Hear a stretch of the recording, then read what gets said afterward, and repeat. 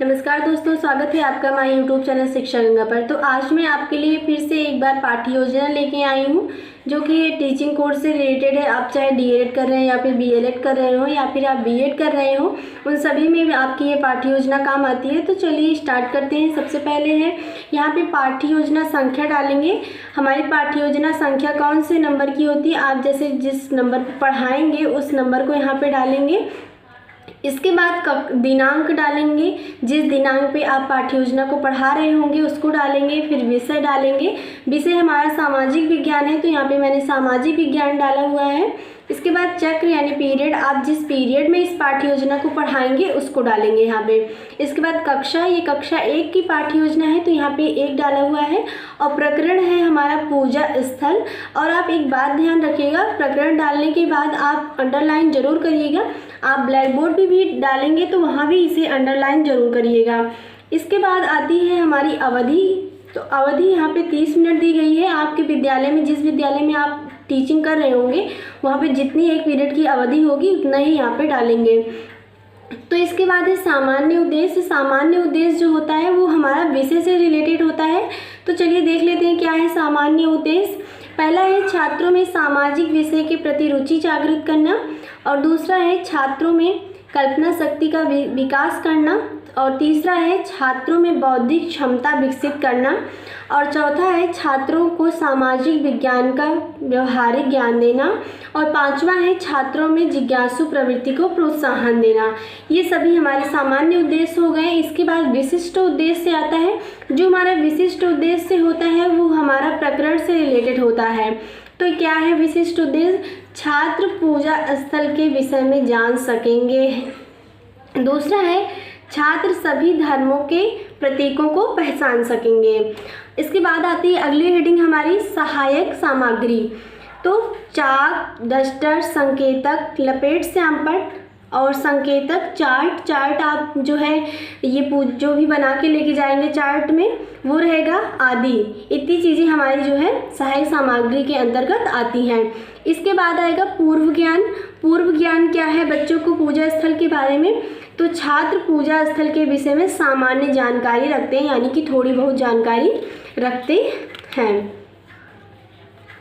इसके बाद आता है हमारा प्रस्तावना प्रश्न। तो प्रस्तावना प्रश्न है, पहले प्रस्तावना प्रश्न में हम 3 कॉलम बनाएंगे।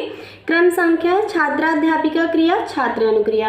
तो नंबर 1 है आपके घर में कौन कौन है? तो छात्र अनुक्रिया करेंगे कि दादा दादी, पापा मम्मी, चाचा चाची आदि, उनके घर में जो कोई भी होगा उनका नाम बताएंगे। दूसरा है कि आपकी दादी नहाने के बाद क्या करती हैं? तो छात्र अनुक्रिया करेंगे हमारी दादी नहाने के बाद खाना बनाती हैं, और कुछ बच्चे ये भी अनुक्रिया करेंगे कि पूजा करती हैं। देखिए दोनों ऑप्शन आएगा, लेकिन आप जो है इसको डाल सकते हैं, पूजा भी करती हैं खाना भी बनाती हैं। अक्सर दादी लोग तो पूजा ही करती है तो बच्चे यही आंसर देंगे। इसके बाद तीसरा है दादी पूजा करने कहाँ जाती हैं? तो देखिए इस छात्र अनुक्रिया करेंगे दादी पूजा करने मंदिर जाती हैं। कुछ छात्र नहीं बता पाएंगे और कुछ छात्र ऐसे होंगे जो बता लेंगे। तो यहाँ पे आप चाहे इसको लिख लीजिएगा या फिर समस्यात्मक प्रश्न बनाइएगा या फिर इसको ऐसे डैश करके छोड़ दीजिएगा। इसके बाद आता है हमारा उद्देश्य कथन। उद्देश्य कथन क्या है? आज हम हमारे पूजा स्थलों का गहन अध्ययन करेंगे। इसके बाद आता है प्रस्तुतिकरण। इसके बाद आता है हमारा प्रस्तुतिकरण। प्रस्तुतिकरण में हम जो है 4 कॉलम बनाएंगे। क्रम संख्या, शिक्षण बिंदु, छात्राध्यापिका क्रिया और छात्र अनुक्रिया। तो शिक्षण बिंदु क्या है? धर्म है, तो यहाँ पे हम छात्राध्यापिका जो होगी, छात्राध्यापक या अध्यापिका जो कोई भी होगा तो स्पष्टीकरण करेगा। ईश्वर एक है, हम सभी ईश्वर की संतान हैं, हमारे देश में अनेक धर्मों के लोग रहते हैं। तो छात्र अनुक्रिया क्या कर रहे हैं? छात्र जो होंगे वो ध्यानपूर्वक आपकी बातों को सुन रहे होंगे, तो आप यहाँ पे लिखेंगे छात्र ध्यानपूर्वक देख व सुन रहे हैं। देखने में क्या है कि आप इस कुछ स्पष्टीकरण को ब्लैक बोर्ड पे लिखेंगे तो उसी को छात्र देखेंगे। इसके बाद है कि सभी अलग अलग पूजा स्थल पर पूजा करने जाते हैं, ये भी उसी लाइन में था धर्म में। इसके बाद दूसरा क्या है? मंदिर। मंदिर के बारे में छात्राध्यापिका क्रिया करेगी। कि मंदिर जो हिंदू धर्म में पूजा करने जाते हैं, जिसमें देवी देवताओं की मूर्तियां होती हैं, जिनका प्रतीक चिन्ह ओम होता है। और इसमें छात्र ध्यानपूर्वक सुनवा देख रहे होंगे। फिर मस्जिद के बारे में छात्रा अध्यापिका जो है क्रिया करेगी, बताएगी बच्चों को। मस्जिद क्या है? मुस्लिम मस्जिद में प्रार्थना करने जाता है। मस्जिद में मूर्ति नहीं होती है, मुस्लिम अल्लाह की पूजा करते हैं, जिनका प्रतीक चिन्ह यहाँ पे आप ब्लैक बोर्ड पे बना के दिखा देंगे होता है। इसमें भी छात्र ध्यानपूर्वक सुनवा देख रहे होते हैं। इतना सब कुछ आप पढ़ाएंगे। जब स्पष्टीकरण करने के बाद आप बच्चों से क्वेश्चन पूछेंगे। उस क्वेश्चन को बोधात्मक प्रश्न कहते हैं, यानी कि छात्र को कितना बोध हुआ है जितना आपने पढ़ाया है। तो यहाँ पे पहला क्वेश्चन है, हिंदू पूजा करने कहाँ जाते हैं? आपने पढ़ाया अभी कि हिंदू पूजा करने मंदिर जाते हैं, तो आप वही क्वेश्चन बच्चों से पूछेंगे कि हिंदू पूजा करने कहाँ जाते हैं, तो बच्चे आंसर देंगे हिंदू पूजा करने मंदिर जाते हैं। दूसरा क्वेश्चन होगा, मुस्लिम प्रार्थना करने कहाँ जाते हैं? तो छात्र अनुक्रिया करेंगे, मुस्लिम प्रार्थना करने मस्जिद जाते हैं। इसके बाद जो छात्राध्यापिका होगी वो फिर से जो है क्रिया करेगी। आप जो चैप्टर पढ़ा रहेंगे उसमें थोड़ा थोड़ा करके लिखेंगे। तो फिर से आप स्पष्टीकरण करेंगे। दूसरे पैराग्राफ की मान लीजिए आप स्पष्टीकरण करने लगे हैं, तो गुरुद्वारा की अब आप स्पष्टीकरण कर रहे हैं, गुरुद्वारा डालेंगे। इसके बाद है, गुरुप्रीत सिख हैं, सिख गुरुद्वारा में प्रार्थना करने जाता है, जिनका प्रतीक, ये आप चिन्ह जो है ब्लैक बोर्ड पर बना के दिखा देंगे होता है। इसमें भी छात्र ध्यानपूर्वक देखवा सुन रहे होते हैं। इसके बाद आता है गिरजाघर। तो गिरजाघर में आप डालेंगे, ईसाई गिरजाघर में प्रार्थना करता है, वह ईसा मसीह से प्रार्थना करता है कि वह गिरजाघर में मोमबत्ती जलाता है, इनका प्रतीक चिन्ह, ये प्लस जो भी है प्रतीक चिन्ह आप जो है ब्लैक बोर्ड में बना के दिखा देंगे होता है। ये भी छात्र ध्यानपूर्वक देखवा सुन रहे होते हैं, आप छात्र अनुक्रिया में लिखेंगे। फिर आप इन दोनों स्पष्टीकरण से क्वेश्चन बनाएंगे, बोधात्मक प्रश्न बनाएंगे। नंबर 1 है, सिख प्रार्थना करने कहाँ जाता है? तो छात्र अनुक्रिया करेंगे, सिख प्रार्थना करने गुरुद्वारा जाता है।